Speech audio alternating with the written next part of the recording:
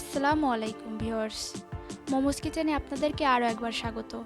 সবাইকে রমজানুল মোবারক। আজ আমি আবারও হাজির হয়ে গেলাম নতুন একটি রেসিপি নিয়ে। আজ আমি করে দেখাবো লোভনীয় স্বাদে গরুর মাংস রান্না। তাহলে চলুন দেখে নিই রেসিপিটি। মাংসটা আমি মাখিয়ে রান্না করব। এজন্য প্রথমেই একটি পাত্রে কেটে ধুয়ে রাখা গরুর মাংস দিয়ে দেব। এখানে আমি 1 কেজি গরুর মাংস নিয়ে নিয়েছি।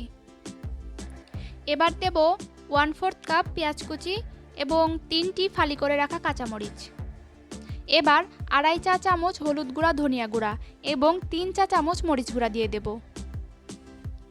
এবার দেব 3 চা চামচ করে আদা বাটা, রসুন বাটা, পেঁয়াজ বাটা এবং জিরা বাটা। এবার দেব স্বাদ মতো লবণ। এবার দিয়ে দিলাম পরিমাণ মতো তেল। এবার হাত দিয়ে খুব ভালোভাবে মেখে নিতে হবে, যাতে মশলাগুলো মাংসের সাথে খুব ভালোভাবে লেগে যায়। মেখে আমি 15 মিনিটের মতো রেস্টে রেখে দেব। ফিরে এলাম 15 মিনিট পর। মাংসগুলো আমি প্রেসার কুকারে রান্না করব, তাই প্রেসার কুকারে দিয়ে দেব। এবার দিয়ে দেব 7টি এলাচ, 3টি তেজপাতা এবং 4 টুকরা দারুচিনি। এবার সামান্য একটু পানি অ্যাড করব।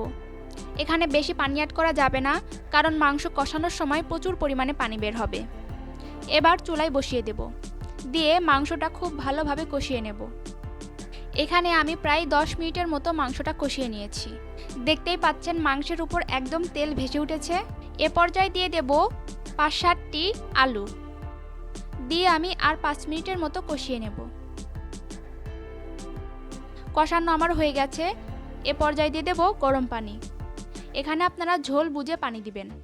এরপর মাংসটা সিদ্ধ করার জন্য 4-5টি সিটি দিয়ে নেব। সিটি দেওয়া হয়ে গেছে। মাংস রান্নাটা আমার প্রায় শেষ। এ পর্যায়ে দিয়ে দেব 1.5 চা চামচ গরম মশলা গুঁড়া এবং 1 চা চামচ ভেজে নেওয়া জিরা গুঁড়া দিয়ে আর কিছুক্ষণ চুলার উপর রেখে আমি নামিয়ে ফেলব।